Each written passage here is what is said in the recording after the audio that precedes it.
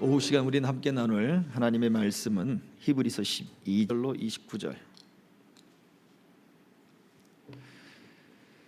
이제 봉독하겠습니다.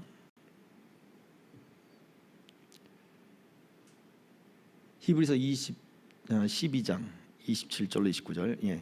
이 또 한 번이라 하심은 진동하지 아니하는 것을 영존하게 하기 위하여 진동할 것들 곧 만드신 것들이 변동될 것을 나타내심이라. 그러므로 우리가 흔들리지 않는 나라를 받았은즉 은혜를 받자. 이로 말미암아 경건함과 두려움으로 하나님을 기쁘시게 섬길지니 우리의 하나님은 소멸하는 불이심이라. 아멘. 우리 오후 시간에 함께 나눌 말씀의 제목은 하나님의 나라는 흔들리지 않습니다 라는 말씀의 제목입니다. 흔들리는 것은 뭐예요? 하나님의 나라가 아니라 바로 우리의 마음이 흔들린다는 게 문제가 있는 거예요. 하나님의 나라를 이미 흔들리지 않는 그 나라를 너희가 받았는데 왜 그 나라를 받은 너희가 마음이 흔들리고 믿음이 흔들리느냐라고 말씀을 하고 있는 것입니다. 그래서 오늘 우리가 오전에 살펴봤던 학개 선지자를 통해서 하셨던 그 말씀 속에서도 하나님이 진동하는 날이 올 것이다. 하늘과 땅과 바다와 육지를 진동시킬 것이다 라고 말씀을 하고 있어요. 이것은 다른 것이 아니라 바로 하나님의 심판의 날일 뿐만 아니라 땅과 하늘과 바다와 육지 이 모든 것들이 다 변하게 될 것이다 라고 하는 그런 변화의 속성을 이야기해 주는 것입니다. 말씀을 한번 볼까요? 히브리서 먼저는 학개서 2장 6절 7절 같이 읽습니다. 시작. 만군의 여호와가 이같이 말하노라.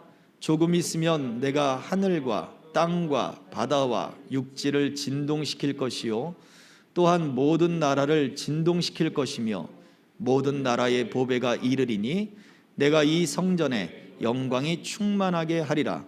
만군의 여호와의 말이니라. 아멘. 우리가 읽었던 히브리서 12장 27절에서는 진동하지 아니하는 것을 하나님이 영존하게 하실 것이라는 말씀을 하고 있거든요. 영존하다라고 하는 말은 이것이 시간이 하나님의 나라라고 하는 것을 이야기할 때 시간이 변하지 않는다라는 것이 아니라 무엇이 변하지 않느냐?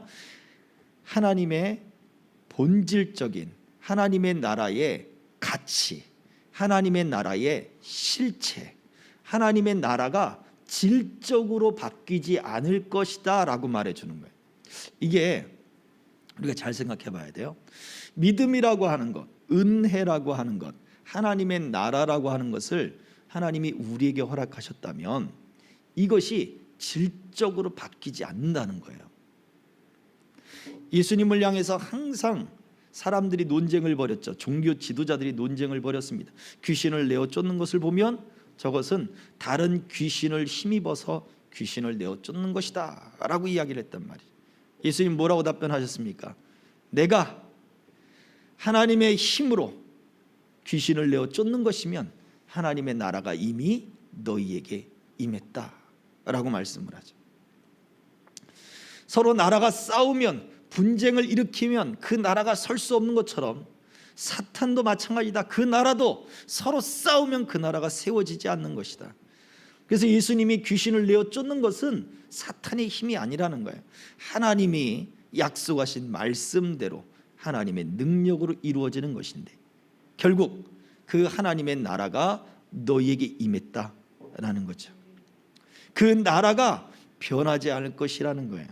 그렇다면 하나님의 나라가 예수님의 때로부터 오늘 우리에게까지 그리고 앞으로 완성될 그때까지 하나님의 나라가 이루어질 것인데 이 나라가 변하지 않을 것이라고요. 질적으로 그 나라를 체험하고 경험하는 우리의 믿음이, 우리의 마음이 하나님의 나라가 바뀌지 않을 것이에요. 자, 조금 더 구체적으로 들어가도록 하겠습니다. 오늘 오후에 조금 어려운 설교가 될 수도 있어요. 히브리서 12장 28절에 그러므로 우리가 흔들리지 않는 나라를 받았다라고 말씀하고 있죠. 자, 이 흔들리지 않는 나라를 너희가 받았다. 그래서 우리 실제적인 삶 속에 예수님 뭐라고 말씀하시나요? 첫 번째, 그 흔들리지 않는 나라를 구하라라고 말씀하셨어요. 나라를 지켜라 이게 아니라 그 나라를 내게 주세요라고 기도하라는 거예요. 마태복음 6장 33절입니다. 다 같이 시작. 그런즉 너희는 먼저 그의 나라와 그의 의를 구하라.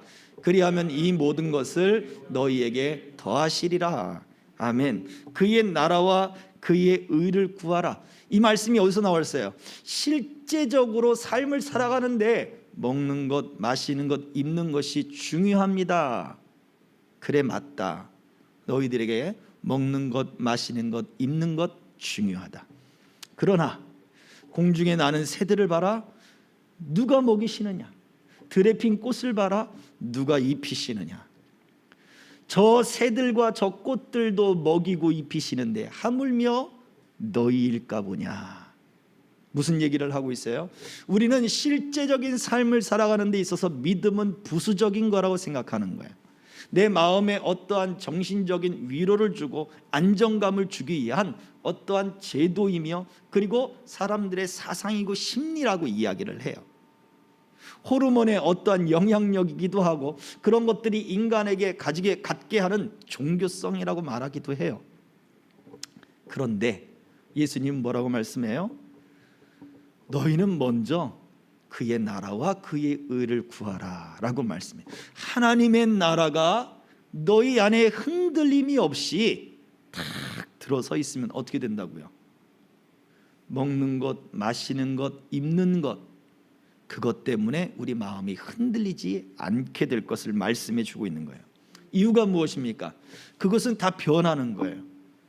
그것은 다 변하는 거예요. 며칠 전에 고등학교 때 다녔던 그 학교 동문들을 잠깐 만나고 왔어요. 한 동문이 지금 암에 걸렸다고 해서 가서 위로해주고 기도해주고 그러고 왔는데요. 그때의 이야기들을 서로 나누다가 오는 거죠. 근데 너무나도 빨리 시간이 지나가는 거예요.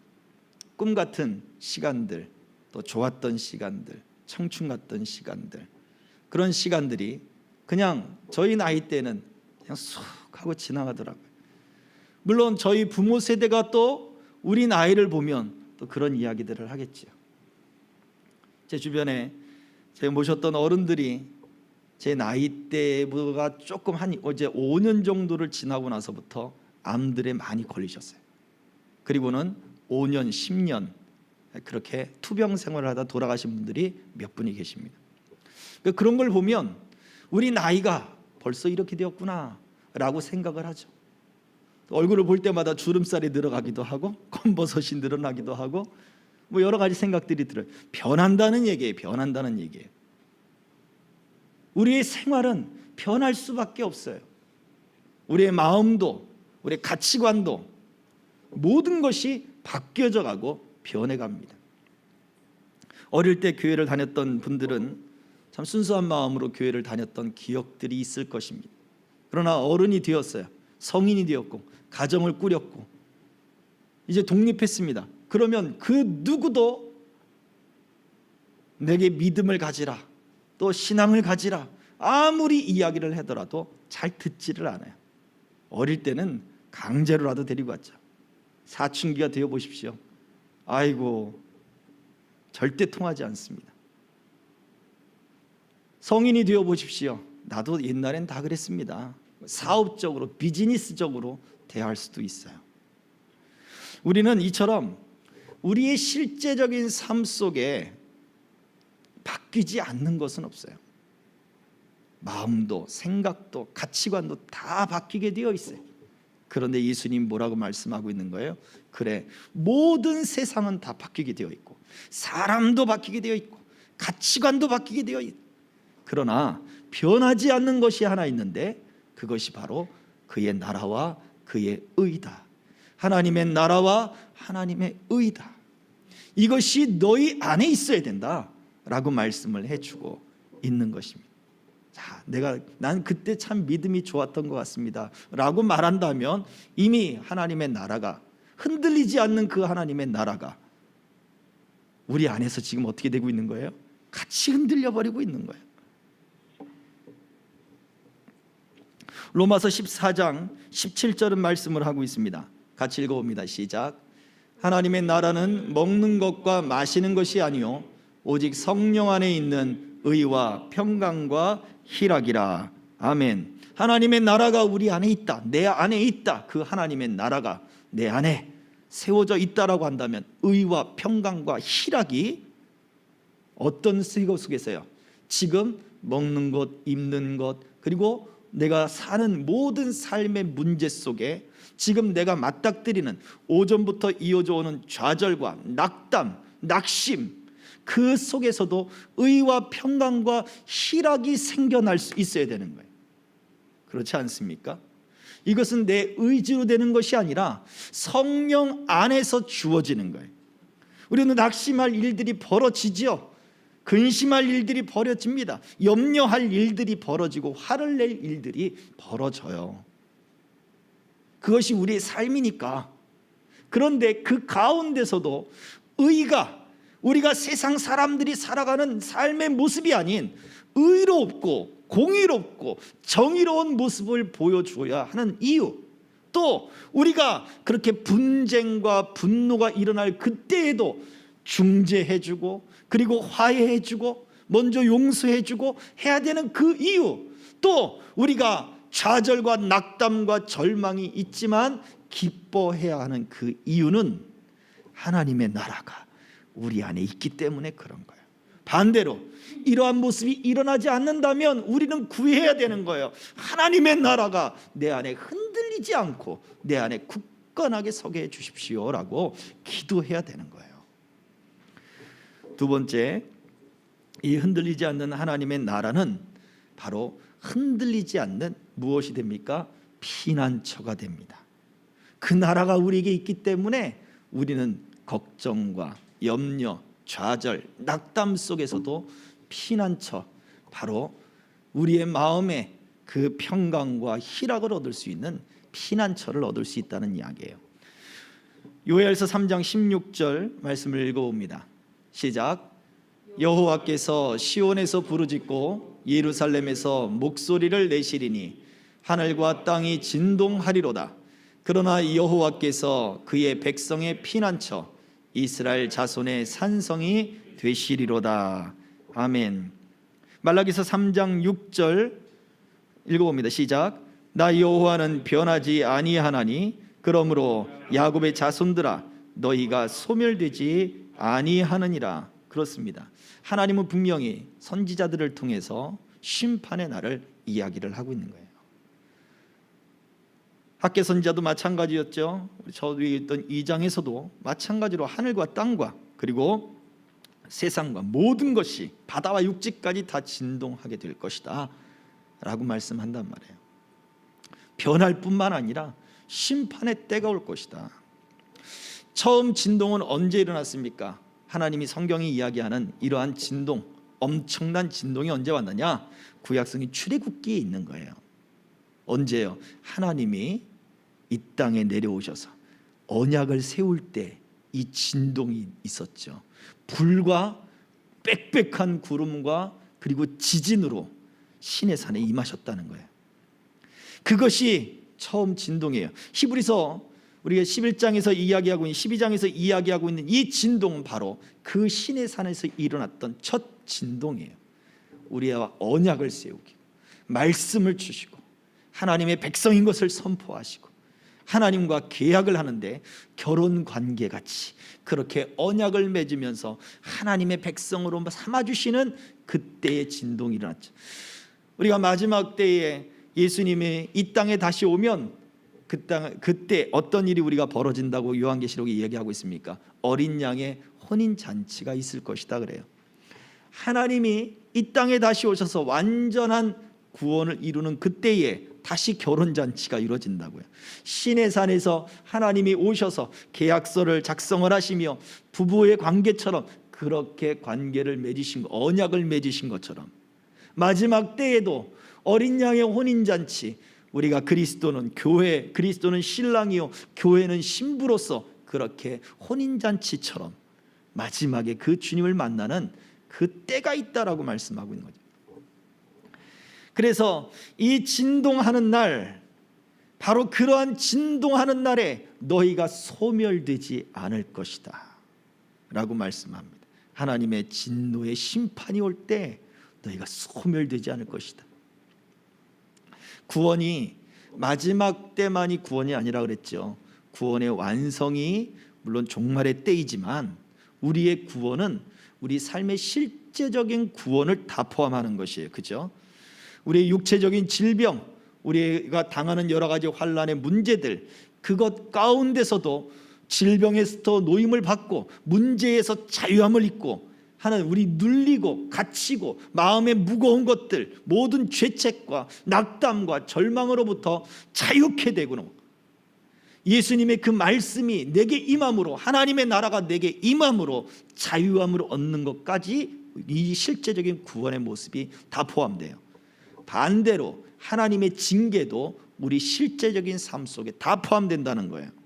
마지막 때만 하나님의 징계가 있느냐? 그렇지는 않다는 얘기입니다. 때로는 질병도, 때로는 눌림도, 때로는 억압도, 때로는 포로됨도 다 하나님의 징계의 수단이 될 수 있습니다.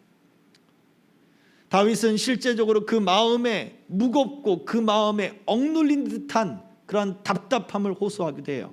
그것을 하나님의 손이 나를 누르고 있다 그랬어요. 이유가 뭐예요? 내가 죄를 고백하지 않으니까 하나님이 계속해서 푸시하는 거예요. 그 영혼을 압박하는 거예요. 그래서 어떻게 해요? 하나님 앞에 죄를 토설해냈더니, 토해내듯 그렇게 그 죄를 쏟아냈더니 거기에서 자유함을 얻게 되는 거예요. 하나님이 고쳐주시는 거예요. 하나님이 구원해 주시는 거예요. 그렇습니다. 나홈서 1장 7절의 말씀 다 같이 또 읽어봅니다. 시작. 여호와는 선하시며 환난 날에 산성이시라.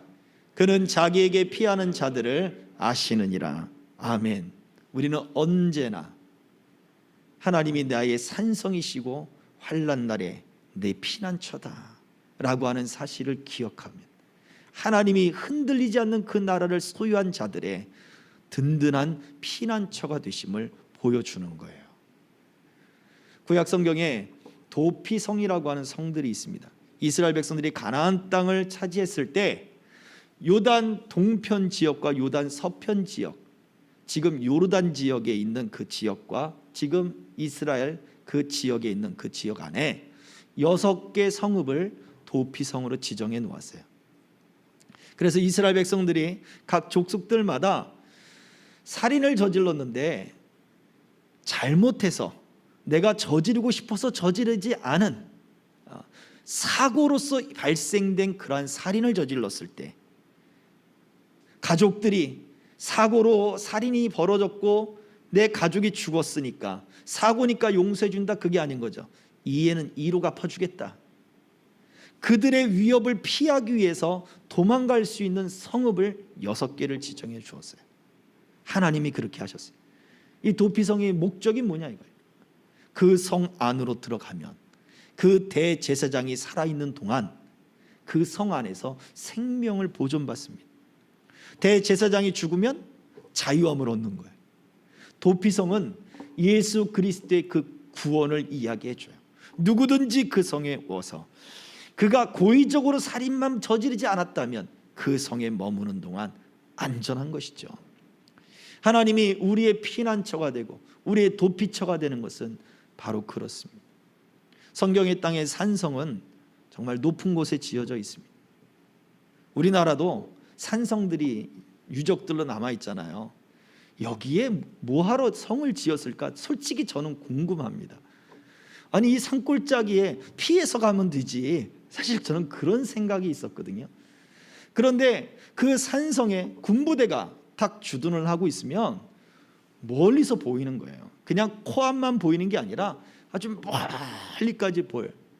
그러면 적들이 어떻게 움직이고 있는지 그 모습을 미리 보게 되고 봉화를 피우든지 그런 것들을 통해서 후방에 그리고 본부에 연락들을 취하게 되는 거죠. 그 군사작전을 펼칠 수 있게 되는 거예요. 방어할 수 있게 되고 전략적인 작전들을 하게 되는 거예요. 그래서 많은 군인들이 주둔을 하는 것이 목적이라기보다는 전체적으로 국가가 전체 병력이 조직적으로 움직일 수 있도록 하는 그러한 거점들이 되었다는 생각이 들어요. 근데 성경의 땅은 이야기가 좀 틀려요. 성경의 땅은 그 산성이 진짜 도피처가 됩니다. 마사다나 그런 곳에 다윗이 도망을 갔던 적도 있는데 바로 그곳을 다윗은 산성이라고 표현해 놓았다는 거죠. 깎아지른 듯한 그 절벽, 그 청길 낭떠러지 같은 그 절벽 꼭대기에 거하고 있으니까 아무리 수없는 군사들이 쳐들어온다 하더라도 산성에서 버티면 되는 거예요. 그러면 견딜 수 있습니다. 이게 놀라운 일이에요. 실제 역사 속에서도 마사다는 수년간이나 로마 군대의 그 진입을 막고 있었고 또 그 로마인들의 그런 엄청난 병력들과 대치해서 싸울 수 있는 양식들과 물이 풍부했다라고 하는 게 그 산성 안에 참 신기합니다. 그처럼 하나님이 우리의 산성이 되실 것이고 우리의 피난처가 되어 주실 것이다. 그러니 어떡합니까? 그 흔들리지 않는 나라를 구해야죠. 하나님의 나라가 내 안에 있으면 그 나라가 내 삶의 모든 낙심되는 일들과 문제 속에 피난처가 되어지는 거예요. 내가 얼마든지 피하게 되고 거기서 휴식을 취하게 되고 거기서 위로를 받게 되고 거기서 힘을 얻게 되는 거예요. 세 번째입니다. 흔들리지 않는 이 하나님의 나라, 오늘 신약에서는 바로 흔들리지 않는 그런 보혜사가 있을 것이다. 보호해주고 은혜를 베풀어주고 가르쳐주고 바로 이 역할을 하는 것이 성령님이에요. 기적을 일으켜서 질병이 낫게 하거나 은사가 나타나게 하거나 방언을 하게 하거나 그것이 성령님의 주 역사가 아니라 성령님이 하시는 이야기는 바로 그 모든 것들을 통하여 하나님의 말씀이 참인 것을 알려주고 그 하나님의 말씀 속에 예수님을 그리스도로 구원자로 우리에게 보내셨다는 사실을 믿게 해주시는 분이 성령님이에요. 이 성령님이 흔들리지 않고 흔들리는 그 장소에 임해서 오히려 담대함을 주는 사건이 있습니다. 사도행전 4장 31절입니다. 같이 읽겠습니다. 시작. 빌기를 다음에 모인 곳이 진동하더니 무리가 다 성령이 충만하여 담대히 하나님의 말씀을 전하니라. 아멘. 제자들이 억울하게 매를 맞았단 말이에요. 억울하게 옥살이를 하고 풀려났습니다. 매를 맞고 풀려났어요. 거기서 제자들이 다 함께 모여 기도합니다. 그때 땅이 진동하고 흔들리기 시작을 합니다. 그런데 그 흔들리고 진동하는 그 가운데 무엇이 있었습니까? 성령님이 그들 가운데 임했다는 거예요. 여전히 세상은 우리 그리스도인들을 향하여 위협적입니다. 참 불합리하게 대해요. 그러한 일들 속에 위협과 절망과 좌절이라고 하는 그러한 현실과 맞닥뜨리는 그 속에 성령님이 임하시면 오히려 어떻게 해요? 담대해지는 거예요. 제자들은 그리스도의 말씀을 전하고 그리스도의 복음을 전하기 위한 사명을 가졌죠. 그래서 담대하게 하나님의 말씀을 전하게 되었습니다. 저와 여러분들이 가지고 있는 사명은 무엇일까요? 성령님이 우리에게 임하시면 땅이 흔들린다 할지라도 위협 때문에 우리에게 흔들린다 할지라도 세상이 우리를 붙들고 위협하고 절망하고 좌절하게 하고 그 마음이 브로큰해지고 깨져버리고 잃어버리게 할지는 몰라도 성령님이 임하면 우리 사명을 놓지 않고 그 사명 따라 살아갈 수 있는 담대함을 주신다는 거예요. 그것이 바로 하나님의 나라, 흔들리지 않는 하나님의 나라에 대한 모습입니다. 그래서 예수님은 이 나라가 너희에게 임했고 너희는 먼저 이 세상을 살면서 하나님의 나라를 구해라 라고 말씀했어요. 자, 그래서 두 가지만 결론적으로 말씀드리고 말씀을 마치려고 합니다. 흔들리지 않는 하나님의 나라를 우리가 받았으니 첫 번째 무엇을 해야 됩니까? 경건함과 두려움으로 하나님을 기쁘시게 섬기자 하는 것입니다. 성경에 히브리서 12장 28절 29절 오늘 본문의 말씀이지만 한 번 더 읽겠습니다. 시작. 그러므로 우리가 흔들리지 않는 나라를 받았은즉 은혜를 받자. 이로 말미암아 경건함과 두려움으로 하나님을 기쁘시게 섬길지니 우리 하나님은 소멸하는 불이심이라. 아멘. 경건함과 두려움으로 하나님을 섬겨야 될 이유가 바로 29절에 나와 있는 거예요. 우리 하나님이 소멸하는 불이시기 때문이다. 우리 한글 성경에는 번역되어 있지 않습니다만 원래 쓰여져 있는 헬라어 성경에는 왜냐하면이라고 하는 단어가 있어요. 왜냐하면 우리 하나님은 소멸하는 불이기 때문이다, 이런 거예요. 왜 우리가 경건함과 두려움으로 섬겨야 됩니까? 왜 이 세상의 다른 사람들처럼 삶에서 필요한 것들에 우리가 더 힘을 쓰면 되지, 왜 하나님의 나라를 우리가 구해야 됩니까? 왜 하나님의 나라가 그 믿음이 먼저 우리 안에 새겨져야 합니까? 왜 우리가 하나님께 열심을 내야 합니까? 그냥 기본적인 것들만 하면 되지, 내가 할 수 있는 부분 안에서만 하면 되지, 내가 왜 하나님을 더 믿어야 되고 기도해야 되고 왜 열심을 내야 합니까? 다 영상으로 예배하는데 왜 나도 같이 하면 되지요? 왜 꼭 나와서 예배를 해야 됩니까? 뭐 이런 이야기들이 있을 수 있겠죠. 그 이유는 하나님이 소멸하는 불이시기 때문이다. 왜냐하면 하나님이 소멸하는 불이다. 불은 심판을 이야기하겠죠. 바로 그렇습니다. 종말적인 하나님의 심판을 늘 인식하며 살라는 거예요. 그래서 우리에게 주어진 이 삶이라고 하는 시간은 한정되어 있어요. 유한해요. 하나님이 왜 창조하시면서 선악과를 에덴 동산 중앙에 딱 박아 놓으셨느냐? 사람은 한계가 있다는 것을 보여주는 거예요. 너 저거 먹고 죄 지어라 유혹하기 위해서 만들어 놓은 게 아니란 말이에요. 하나님, 내가 죄 짓는 것은 하나님 때문이에요. 왜 선악과를 만들어 놔서? 그런 생각 안 해보셨습니까? 사춘기 때 다 해봤잖아요. 내가 지금 죄 짓는 것은 하나님 때문이에요. 그 아담으로부터 내가 지금 고난당하는 것은 하나님 때문이에요. 아담 때문에 쫓겨나서 벌 받잖아요. 지금 우리가 그런 이야기들을 얼마든지 했어요. 그렇죠? 그런데 하나님은 선악과의 목적이 인간의 생명은 유한하다는 것을 가르쳐줘요. 왜 선악과를 먹느냐 이거예요. 옆에 생명나무가 있는데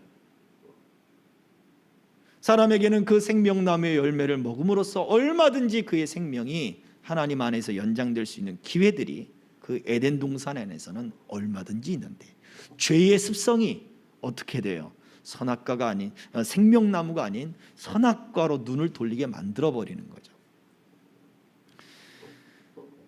그러므로 우리가 경건하며 또 두려움으로 하나님을 섬겨야 될 이유는 종말의 때가 있다는 이야기. 개인적으로 그 종말을 맞이할 때가 언제인지 모르는 거예요. 또 우리가 다 같이 하나님 앞에서 종말의 때를 만날 때도 있는 거죠. 저는 참 걱정입니다. 교회들마다 싸우고 교회 안에서 다투고, 우리 교회 이야기 아닙니다. 그런 분들을 보면 나중에 그 천국문 앞에서 서로 어떻게 보려고 하지? 그런 생각이 들어요. 그러면 내가 아주 미워하는 저 사람은 천국문에 못 올 것이다. 내가 못 갈 줄 어떻게 알아요? 근데 그러한 이야기들을 너무 자연스럽게 하는 거예요. 저는 두렵습니다. 아니, 우리가 주님 앞에서 다 만나면 그때 어떡하려고, 부끄러워서 서로 어떻게 하려고. 그러므로 경건함과 두려움으로 하나님을 섬기며 산다. 하나님의 나라를 가진 사람으로서 경건함과 두려움으로 산다는 것은 종말적인 의식을 갖고 사는 거예요. 우리는 신비주의를 이야기하는 것이 아닙니다. 그러나 성경은 분명히 종말의 때가 있음을 반드시 말해주고 있어요. 우리가 다 주님 앞에 갈 것입니다. 하나님의 심판이 이 땅에 있을 것입니다. 진동할 날이 있으니까. 그런데 하나님의 나라를 소유한 사람들은 소멸되지 않을 것이다. 안전할 것이다. 그래서 어떻게 돼요? 경건함으로 이 땅에서 경건하게 살라는 거예요. 이 땅에서 어떻게 해요? 하나님을 기쁘시게 섬기며 살라는 얘기입니다. 두 번째, 28절, 그러므로 우리가 흔들리지 않는 나라를 받았은즉, 그 다음에 뭐라 그랬습니까? 은혜를 받자라고 말씀합니다. 이 은혜를 받는다는 말이 또 어떤 말로는 감사하자라고 하는 말로 해석되기도 했어요. 흔들리지 않는 그 나라를 받았으니 감사하며 살자라고 하는 말로 해석도 해요. 그런데 은혜를 붙잡자라고 하는 말로도 해석이 되는 거예요. 감사하는 것이 결국은 우리가 하나님의 은혜를 붙잡는 행위가 되는 거예요. 감사하십시오. 왜 감사해야 됩니까? 내가 애쓰고 힘써서 했는데요. 하나님의 은혜를 붙잡기 위해 감사하는 거예요. 감사하지 않을 때는 어떻게 해요? 그때도 감사해보라는 거예요. 그러면 하나님의 은혜를 붙잡을 신락 같은 마음의 소망이 일어나요. 그래서 좌절하고 낙심하고 낭망하잖아요. 이 낙심은 사람들이 하품하는 것보다 더 전염이 심해요. 한 사람이 하품하면 다른 사람들이 옆에서 막 하품 막 하잖아요. 그거 못 느끼십니까? 그런 일이 있어요. 하품이 전염되듯 그렇게 벌어집니다. 근데 낙심은 더한 거예요. 하품은 한번 하고 나면 끝나지, 낙심은요 파멸에 이르게 만들어요. 지도자들도 무너뜨리게 만들어버리고 정상적인 사람도 완전히 파멸시켜버리고 건강했던 그러한 교회들도 한순간에 무너져버리는 것들이 바로 이런 일들이에요. 가정도 마찬가지고 직장과 생업도 마찬가지. 한순간에, 낙심하는 순간에 에이 때려 엎어, 그리고 엎어버리는 거예요. 파괴적인 걸 만들어내요. 그때에 무엇입니까? 은혜를 붙잡으세요. 하나님의 나라가 내게 있지. 흔들리지 않는 그 나라가 내게 있지. 지금 비록 내 주변은 다 흔들린다 하더라도 하나님의 나라가 내게 있지 하고 은혜를 붙잡으세요. 감사하세요. 그러면 오늘 말씀하고 있는 흔들리지 않는 하나님의 나라로 인해서 여러분 가운데 평강이 임하게 될 줄 믿습니다. 기쁨이 되살아날 줄 믿습니다. 오늘 이 말씀을 통해 저와 여러분들의 믿음의 삶 속에 하나님을 기쁘시게 하는 삶, 그리고 은혜를 붙잡는 삶, 하나님의 나라가 우리 안에 있기 때문에 이 믿음으로 한 주간도 승리하며 살아갈 수 있기를 주의 이름으로 축복합니다. 기도하겠습니다. 이 시간에 우리 같이 함께 말씀을 생각하며 기도하겠습니다. 하나님, 주님의 그 사랑 가운데 나를 붙잡아 주시고 하나님의 나라가 내 안에 있다라고 말씀하셨으니 그 하나님의 나라가 내 안에 더욱더 충만하게 하여 주옵소서. 내게 허락하신 그 나라 때문에 세상이 흔들리고 다 변한다 하더라도 주님, 내가 흔들리지 않게 하옵소서. 좌절하거나 낙심하거나 낭망하지 않게 하여 주옵소서. 은혜를 붙잡는 삶을 살게 하여 주옵소서. 성령이여 나를 도와 주시고 내게 믿음을 더하여 주시옵소서. 합심하여 기도하겠습니다. 할렐루야. 살아계신 아버지 하나님, 주여 주여 주여, 아버지 하나님 은혜 가운데 붙들어 주시고 주님이 역사해 주시기를 간절히 빌고 원합니다. 주여 주여 주여, 아버지 아버지 아버지, 주여 주여 주여, 할렐루야. 주님, 우리에게 흔들리지 않는 주의 나라를 허락하셨사오니 아버지 하나님, 이 믿음이 우리를 강하게 붙들고 이 믿음이 주의 은총 가운데 우리를 붙잡아 주셔서 하나님, 세상이 변하고 다 흔들리고 주여 낙심과 절망이 우리가 아버지 하나님 휩쓸고 억제이고 주여 우리 가운데 침투해 들어온다 할지라도 주여 은혜를 붙잡는 사람이 되게 하여 주옵소서. 아버지 하나님, 주님의 나라의 그 영광스러운 그 나라를 바라보고 소망하며 흔들리지 아니하며 꺾이지 아니하며 좌절하지 않는 그 믿음과 은혜들이 아버지 하나님 우리 안에 샘솟듯하도록 이끌어 주시옵소서. 한 번 더 기도하겠습니다. 기도를 부탁드릴게요. 우리가 함께 기도하는 암 환자들이 있습니다. 하나님, 저들의 인생에 갑작스럽게 만난 이 엄청난 두려움과 죽음의 공포, 그리고 가족들에 대한 걱정과 염려들, 여러 가지 상황들이 있을 텐데 하나님, 그 안에 흔들리지 않는 믿음을 허락하여 주옵소서. 우리 하나님이 저들을 만나주시고 하나님이 만져주시면 얼마든지 고침을 받을 수 있겠사오니 그 육체를 치료하여 주시고 하나님이 새롭게 하여 주옵소서. 또 우리 청년들, 우리 학업에 있는 청년들, 또 우리 직장 생활하는 이들, 사업하는 이들, 또 여러 가지 상황 가운데 하나님 주어진 임무들을 감당하는 우리 청년들에게 하나님의 은혜가 가득하게 하시고 저들의 삶이 주님의 은혜 가운데 형통한 삶이 되어지게 하옵소서. 더 발전하게 하시고 성숙해 가게 하시고 복된 믿음의 열매들을 맺는 그런 삶들이 되게 하옵소서. 우리 같이 함께 합심하여 기도하겠습니다. 주여, 주여, 주여. 아버지 하나님 감사합니다. 주님, 아버지 하나님 그 질병 가운데 있는 하나님의 자녀들을 기억하여 주옵소서.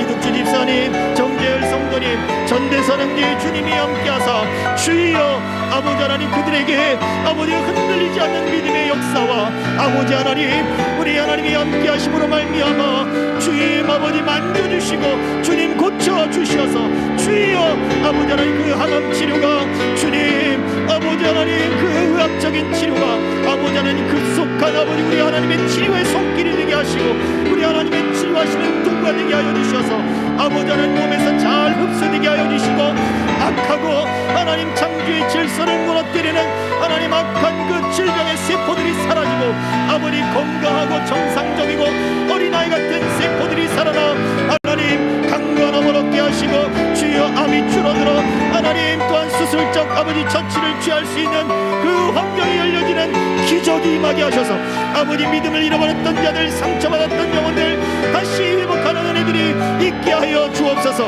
하나님 우리 청년들을 기억하여 주셔서 하나님 사업과 직장과 또 아버지 하나님 여러가지 학업과 그리고 인생의 아버지 하나님 그 주어진 임무 속에 하나님 아버지 살아가야 할 그 삶의 터전 속의 환경 속에 하나님 흔들리지 않는 믿음과 은혜들이 저들을 붙들고 강하게 하고 새롭게 함으로 말미암아 아버지 하나님 아버지 주의 은총 속에 날마다 번영하고 번성하고 형통하고 하나님 복된 삶이 되게 하여 주옵소서. 새벽 이슬과 같은 주의 청년들이 주님 앞에 나오듯 아버지 하나님 주의 일꾼들 주의 백성들 주의 청년들 주의 자녀들 다 뒤돌아 하나님 저들의 삶을 붙잡아 주시옵소서. 흔들리지 아니하며 경건하며 하나님을 기쁘시게 섬기며 은혜를 붙잡고 사는 주의 백성들 다 되게 하여 주옵소서.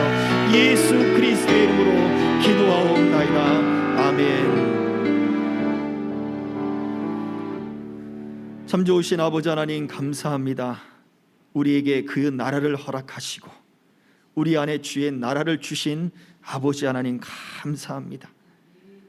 먼저 그의 나라와 그의 의를 구하라 말씀하신 그 주님의 말씀을 기억하며 세상 변하고 세상이 흔들리고 다 바뀌어진다 할지라도 하나님의 나라가 우리 안에 있으면 우리는 안전할 것이며 우리는 소멸되지 않을 것이며 그 피난처에서 우리는 힘을 얻을 것이며 소망을 얻을 것이며 기쁨을 얻을 것이기에 주님 그 나라를 우리 안에 더 굳게 세워 주옵소서. 성령이여 우리에게 이러한 믿음을 주시고 확신을 주셔서 성령 안에 있는 충만한 기쁨이 우리에게 주어진 학업과 생업과 사업과 또 직업과 그 모든 환경 속에 능히 이길 수 있는 은혜와 소망들이 생겨나게 하여 주옵소서. 때로는 넘어지고 좌절하고 낙심도 올 것입니다.